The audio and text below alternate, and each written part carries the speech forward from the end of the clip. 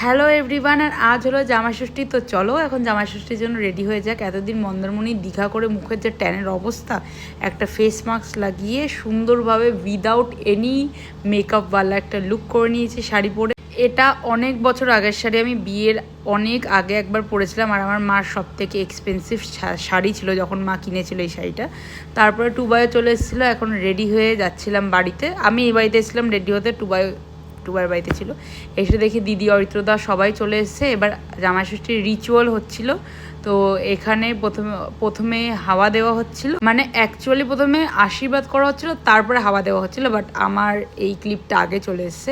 And ওই যে প্রথমে যেটা হচ্ছিল আশীর্বাদ করা, তো এখানে ফার্স্টে যেহেতু দিদি যেহেতু বড়, তো তার জন্য দিদিকে করা হচ্ছিল। আর যেহেতু আমি আর টুবাই মেজো, তো তার জন্য মানে সেকেন্ডে আমাকে করা হচ্ছিল। যে ভিডিও যাকে করতে দিয়েছিলাম তার একদম মানে বারবার বলেছে আমি শর্টসে ক্যাপচার করতে, বাট ও ঘুরিয়ে পেঁচিয়ে কি করেছে গড নোজ।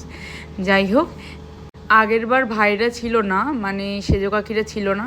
তো এবার আমাদের দ্বিতীয়বার জামাইষষ্ঠী, কিন্তু ভাইদের জন্য আর কাকিমণিদের জন্য দেখার জন্য ফার্স্ট টাইম। তো সবাই ঠিক মানে আরও বেশি মজা হয়েছে এবার, বিকজ অনেক বেশি লোকজন ছিল, কাকিমণি ছিল, কাকু ছিল। তো আমাদের এখানে এই আশীর্বাদের রিচুয়ালগুলো হচ্ছিল। দেন এবার হচ্ছে খাওয়ার পালা, সেটা হচ্ছে আম, চিড়ে আর দই।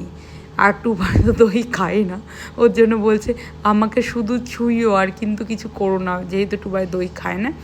তো যাই হোক, এটা তো জাস্ট একটা মিনি ব্লগ। সব রিচুয়াল হওয়ার পর আমাকে কাকুমনি বলছে তোকে তো এদিকে বসতে হয়, ওদিকে না।